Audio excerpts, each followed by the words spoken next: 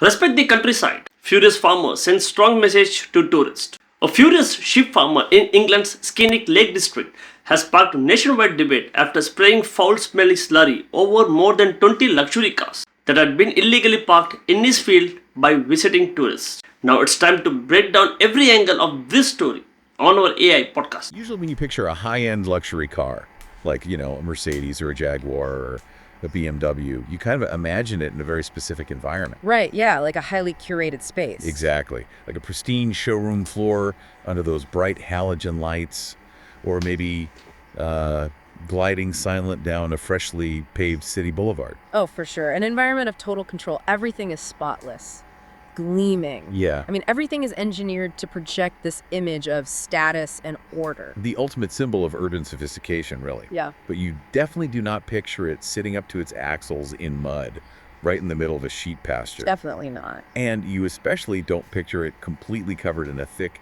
foul-smelling layer of farm slurry. No, I can guarantee that is definitively not in the luxury car brochure. That is, well, it's a violent collision of two very different worlds. It really is. And that collision is our mission today. Welcome to today's deep dive, everyone. We are so glad you were here with us. We really are. We've got a wild one today. Oh, absolutely. We are diving straight into this viral, incredibly messy confrontation in England's Lake District. And it perfectly captures this escalating and often literally explosive friction between tourists and rural communities. Yeah, the tension is just off the charts. It is. So we're pulling our insights today from a fascinating piece of source material. It's an article titled "The Muck and the Mercedes: Farmland Parking Justice." What a title. I know, right? Okay, let's unpack this. Well, we really have to start by looking at the exact mechanics of what happened because, the details matter immensely here. Right. So the setting is Rydal water. And for anyone listening who hasn't been there, it is just this incredibly scenic beauty spot. Oh, it's gorgeous. It really is. Nestled right between Ambleside and Grassmere in the Lake District National Park. You have these rolling fells, ancient stone walls, deep lakes. It is basically the postcard-perfect English countryside. Yeah. I mean, it's the exact kind of place that draws millions of people from all over the world. Exactly. But right in the middle of that pristine postcard is Hogg Hodgson. He's a third-generation sheep farmer. Yeah. And, well, according to our sources, Hodgson hooked up a slurry tanker to his tractor and just went to work. Okay, wait, let's pause for a second. Because for anyone who hasn't spent time around industrial agriculture, we should probably clarify what that is. Good call, yeah. A slurry tanker is essentially this giant mobile vat, and it's designed to spray liquid bio-waste, which is basically manure mixed with water, out onto the fields as fertilizer. Right, and it is incredibly thick and pungent. Oh, I can only imagine the smell. So he drove this thing right through his field, spraying this bio-waste over more than 20 luxury cars that had just parked there. Over 20 cars. But we really have to emphasize a critical detail from the source material here. With that. Hodgson was highly methodical about this. He made absolutely sure to only target the vehicles that were fully parked inside his field. Oh, wow. So he was being careful. Very careful. He completely avoided any cars that were parked out on the public road. Which is such a fascinating detail, honestly. Because it tells you this wasn't just some blind, uncontrollable rage. No, not at all. This was a highly targeted response to trespassing. I mean, he was, technically speaking, just fertilizing his own land. Exactly. It just so happens that a fleet of BMWs was sitting on it at the time. Just a slight obstacle in the way, and, it's not like the drivers could even plead ignorance here. The field had very explicit signage. Yeah, the sources note two specific signs right at the entrance. One reading, "Polite notice, do not park in the field." Okay, pretty clear. And another reading, "Sheep in the field." I mean, you really cannot get much clearer than that. It is a direct instruction, followed immediately by the completely logical explanation of why the instruction exists. Right, it's not a suggestion. Exactly. I was actually trying to think of an analogy for this because it's so wild to me. It's like, imagine walking into a theater during a live performance, right? Okay. And you just decide that the stage is a really pretty painting for you to stand in front of. Yeah. So you just park yourself there. Just right in the middle of the play. Yeah. You're completely ignoring the stage hands, the rigged lighting, the actors who are trying to put on a show around you. To these tourists, they aren't looking at a workplace. They are just looking at a backdrop. What's fascinating here is the psychological shift that happens to people when they become tourists, particularly when they visit these rural, natural areas. What do you mean by that? Well, sociologists sometimes call it the Disneyfication of nature. Oh, that's an interesting term. Yeah. So when these high-functioning, totally rule-abiding city professionals cross the boundary into a national park, they undergo this bizarre cognitive disconnect. Like they forget how to function in society. Sort of, yeah. They see an open, grassy field. They see a lack of physical urban barriers, no concrete walls, no toll booths, no painted white lines. Right. And their brain simply registers it as free public space. So they see a literal sign that says, polite notice, do not park here. And they just, their brain just filters it out entirely. Yeah, it's actually worse than that.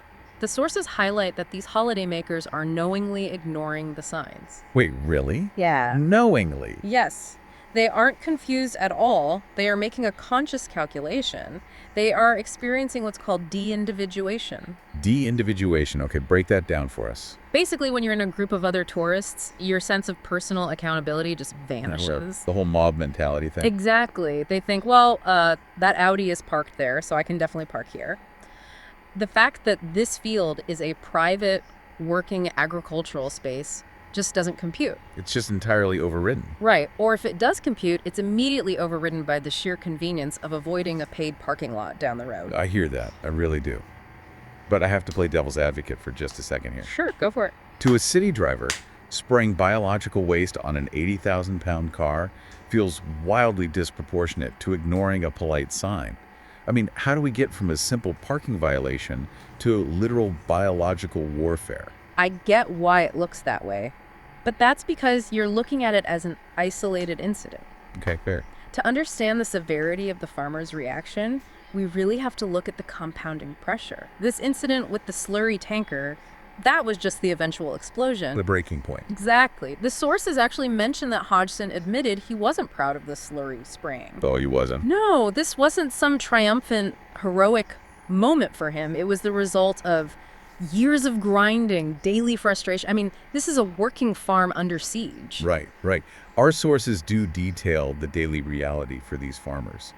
Like, visitors routinely trespass onto the farmland. Customly. They leave gates open, they damage the stone walls and fences, they drop litter all across the grazing land. It's endless. But again, if you're listening to this right now, you might be thinking, okay, leaving a wooden gate unlatched is annoying, sure, but is it really that big of a deal? It is a massive deal, and this is where that urban-rural disconnect is the most dangerous. Because the stakes are higher.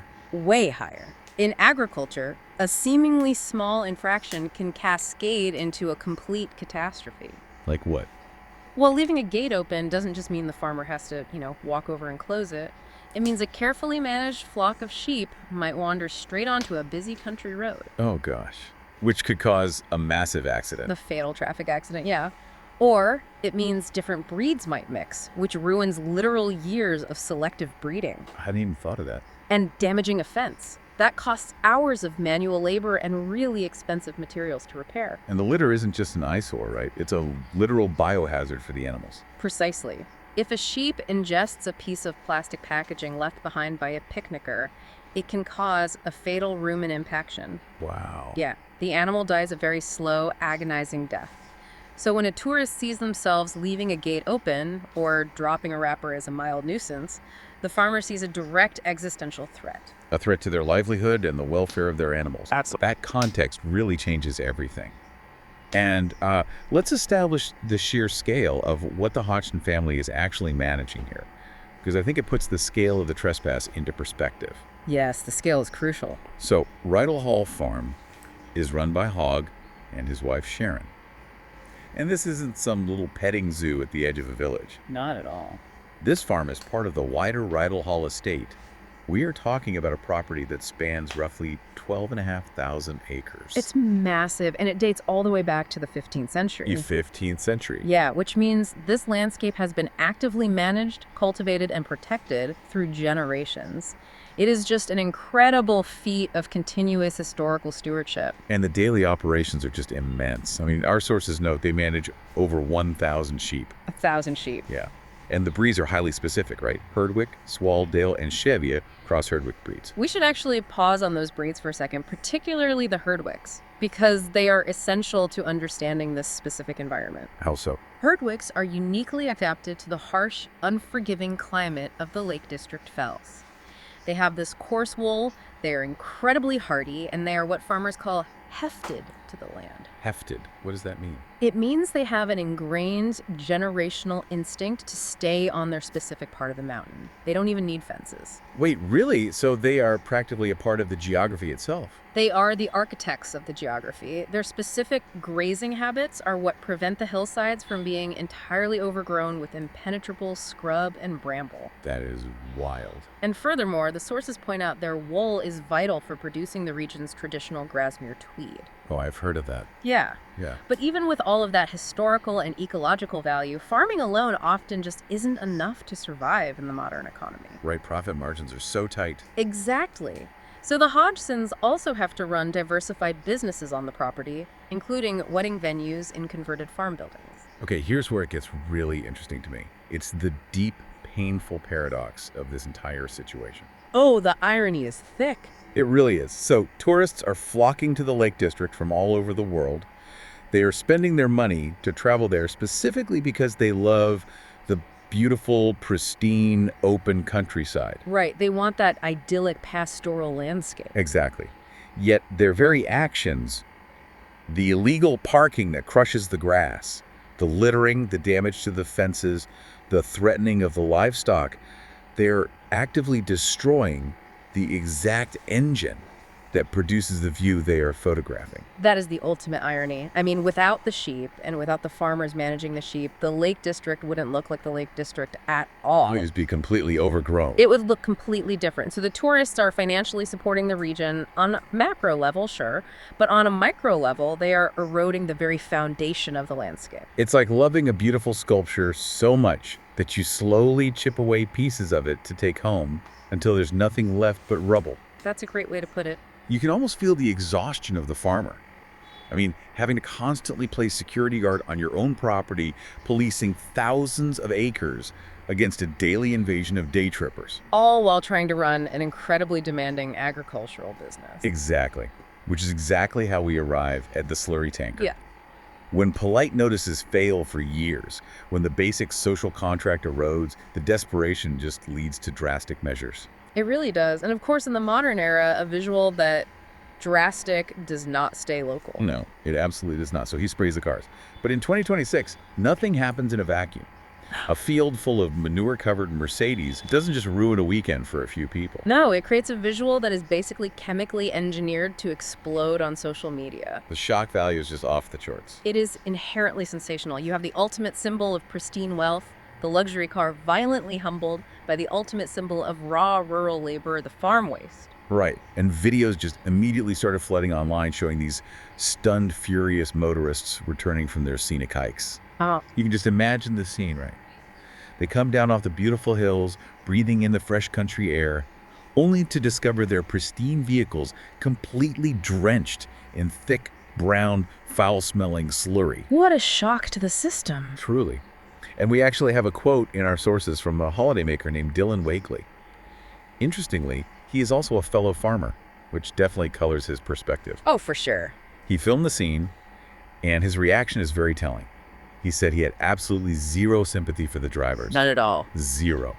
He noted they knowingly ignored signs just to avoid paid parking.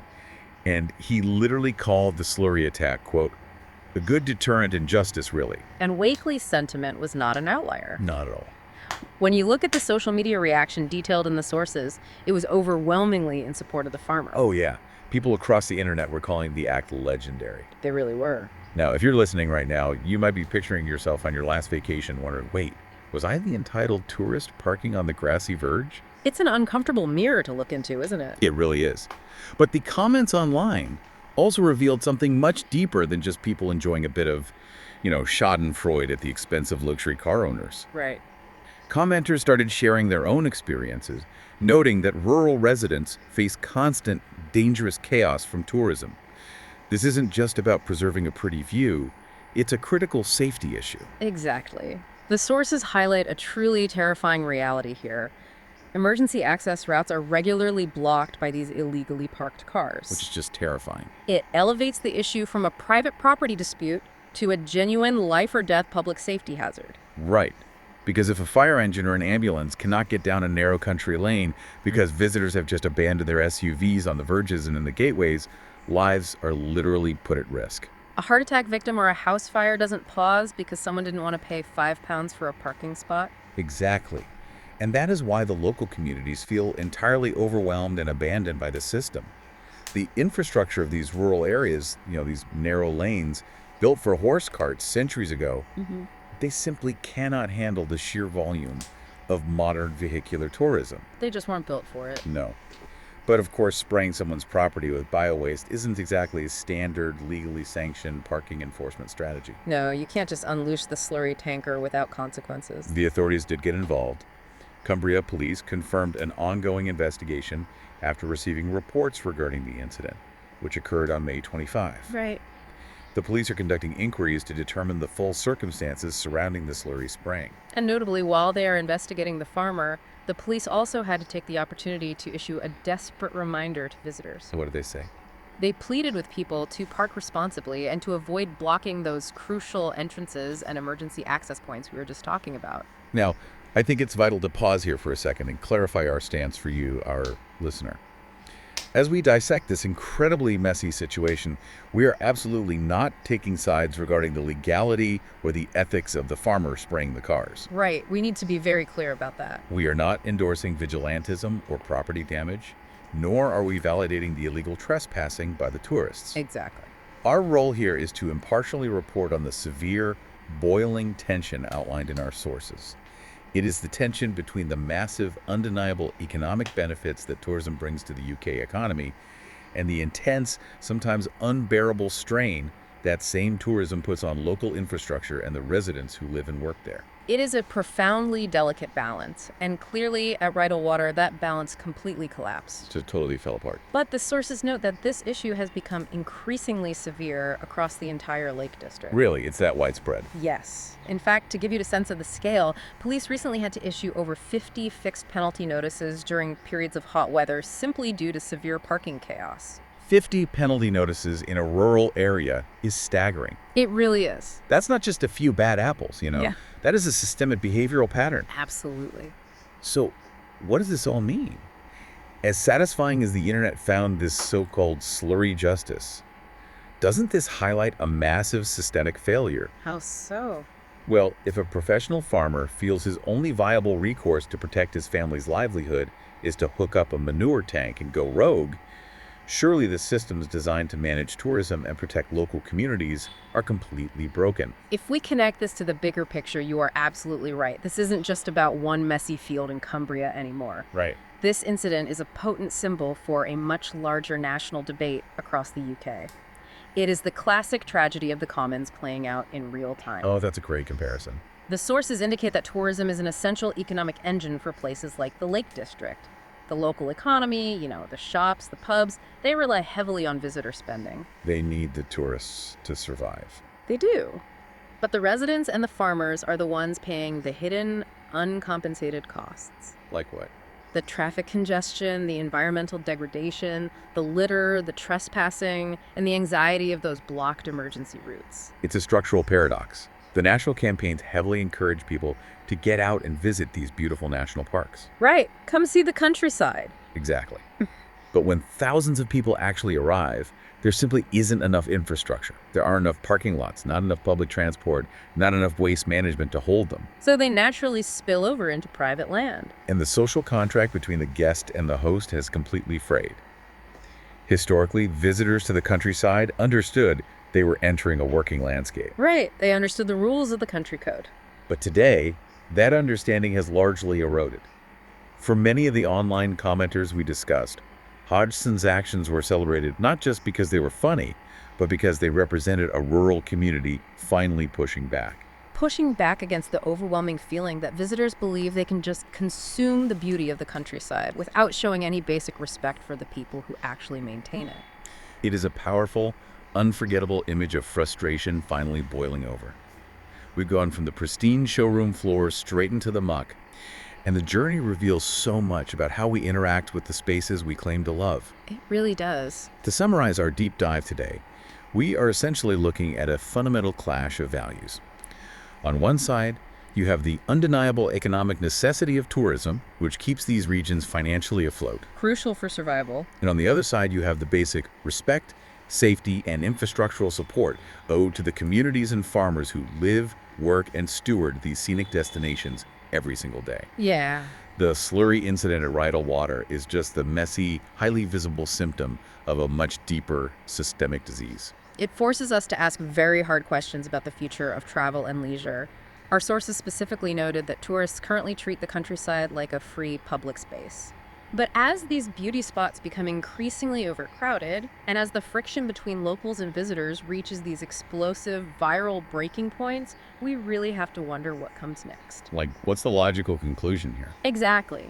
Are we fast approaching a future where unrestricted access to nature is simply a thing of the past? Oh, wow. Will our national parks eventually have to become heavily gated, ticketed environments with strict capacity limits, physical barriers, and turnstiles? Just to keep people out. Simply to protect the local communities and the fragile landscapes from the sheer volume of visitors who claim to love them. That is a jarring thought. The idea that to protect the open, natural, wild beauty of the countryside, we might literally have to pave it with toll booths and barricades. It's a sad possibility. It really makes you realize how incredibly fragile that free space actually is. For sure. Well, the next time you see a gleaming luxury car, whether it's sitting under the lights of a pristine showroom or navigating a busy city street, you might just find yourself picturing it sitting axle deep in a sheep pasture. Covered in muck. Exactly. And hopefully, it makes you remember the delicate, unseen balance required to keep the wild places wild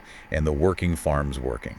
Thank you so much for joining us on this deep dive. It's been a great one. We'll catch you next time. Okay, one question for you. Did the farmer go too far by spraying slurry on the illegal parked luxury cars? Or was this an understandable reaction after years of disrespectful tourist behavior in the countryside? Don't forget to comment it. Thanks.